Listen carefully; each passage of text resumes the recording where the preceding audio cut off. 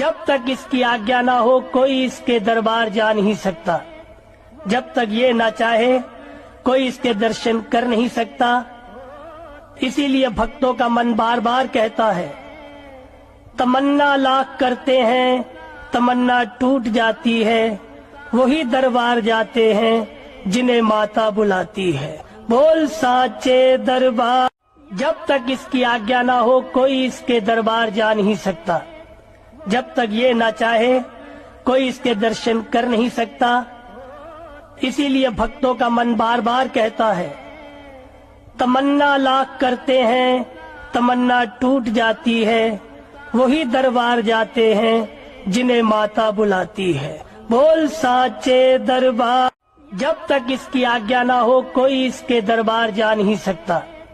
जब तक ये ना चाहे कोई इसके दर्शन कर नहीं सकता।